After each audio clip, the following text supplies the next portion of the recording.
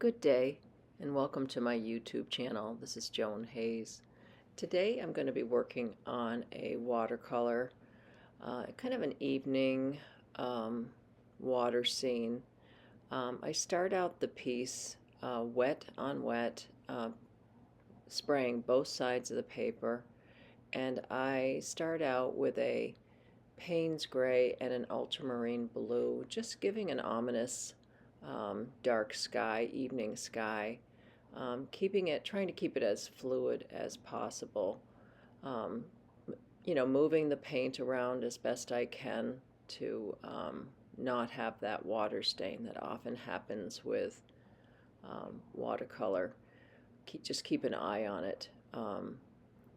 Even if you think it's looking okay, just always pay attention to that because it does move on its own and sometimes dry in a way you're not pleased with. So I keep bringing in the Payne's gray, and I'm going for kind of a dramatic look today, um, showing you how I start a painting in one direction and it ends up looking totally different than I actually started out thinking it might be. I start out with the concept that it's probably going to be an evening kind of marshy area, and I'm coming in with a little bit of burnt sienna and a touch of Payne's gray, and I mean a touch, tiny touch into that. Now I'm bringing intense Payne's gray in, but in the burnt sienna, I added a little bit of Payne's gray. Again, working it like it's an evening marsh. So I'm trying to pay attention to now the sky, it's dripping down, so I'm just dabbing it with a little paper towel. So I started out this piece thinking it would have a little more earth color into it, and as you'll see as you go forward, I changed the whole concept of it. But I used this burnt sienna, as I often say in my paintings. I never try to waste the color I've put down, so it ends up being kind of an underbody with what I finish the piece as.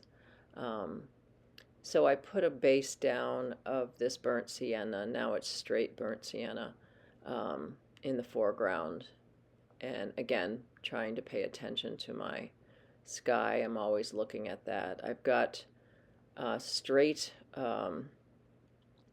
cad orange and cad light yellow combined that I'm putting down. It seems it's a very playful combination, but again, it's a nice underbody to the piece. And I don't know this at the time, but it will be used as an underbody. Again, the beauty of painting and watercolor, and any painting really, is you modify it as you go, as the painting dictates. I come in with a little of my Jaune Cream Holbein color that is this translucent color that I love to work with.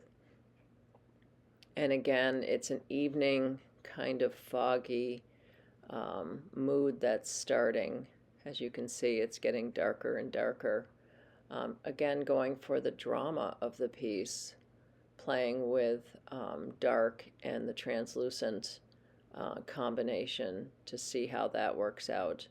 Notice how I'm having to constantly move my pigment in the sky. It wants to drip down. I think I've told you before, my drafting table is slightly angled just for ease of painting, and it does drip a little bit, so I have to constantly dab it if I don't want the drips to come all the way down. Sometimes that's a good look too. So using the fan brush to feather the paints out to give that atmospheric look that I always try to go for. And now I'm going to go back into the horizon line and just give a little impression of um, bushes or trees in the background. And then I will fan it as I go, trying to work the background, be it the sky and the foreground, as I often say, so that they are married together, and it doesn't look like two separate paintings on one piece of paper. And I love this translucent gray on gray Holbein paint that I use as well. And that's what I just put down. It helps to give that smoky feel that I'm aiming for with this. Just ever so gentle. And I put this down, and I always try to keep in mind that when I put the translucent paints down, they don't cover it up like an opaque paint. They just soften it. And with all watercolor, you put it down and then it lightens and changes slightly. So you have to keep that in mind. So again, trying to marry the sky with the foreground, I'm bringing a little bit of what might be a sunset sky with a little of that cad orange and the translucent gray on gray together, and just a touch, because I'm gonna do a little wash over that again, to fan it out and keep it smoky. So it might look a little intense in some areas, probably more so in person than in the video here, but I'm aware that I'm going to be fanning it afterwards, and I'm trying to blend it with the other paints, the other pigments in the sky, working a tiny bit dry, so it's not running a lot. I'm trying to get a little more control of this piece at this stage. So now I have a direction on the piece. I know what I have in the foreground. Now I'm just trying to decide on the pigment. Do I want it this light?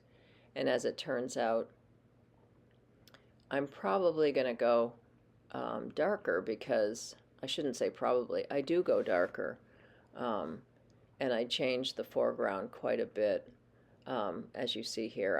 I skipped ahead, and honestly, I skipped ahead because I didn't videotape the segment, so I apologize for that. But I don't need to bore you with every single phase of these paintings. But I just went over the back horizon line with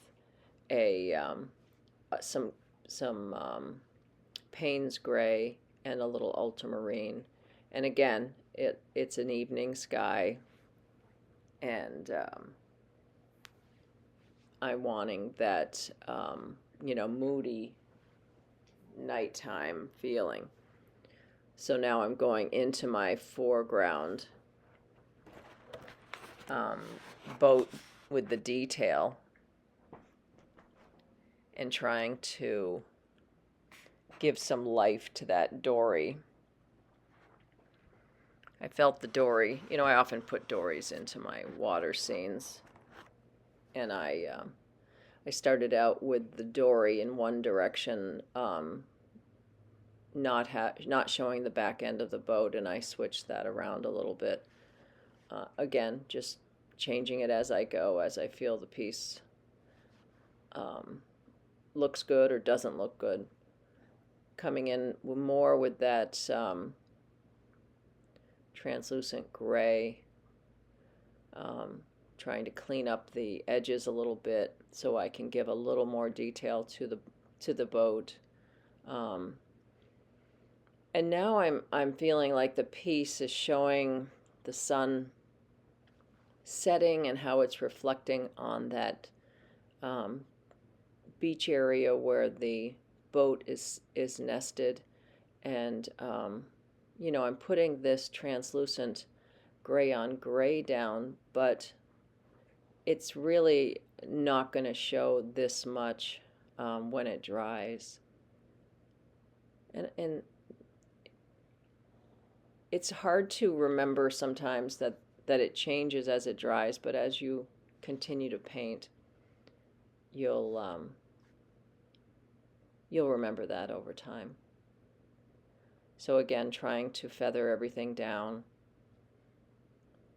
trying to make it all mesh together, background, middle, and the foreground. And then I'll just go into the boat and give the detail and the shadows I need. And then I'll call it a piece that I think is finished. Um, I need to go in with a little more Payne's Gray. And the palette was very minimal. I just kept it Payne's Gray, ultramarine, burnt sienna, some of the cad orange, a little cad yellow, and the translucent gray on gray, and that Jean Holbein paints that I use. And that's it. I hope you liked the piece. I hope it helped encourage you to pick up a paintbrush and paint. And I hope to see you in the next painting. You have a great day and paint. Thanks for watching.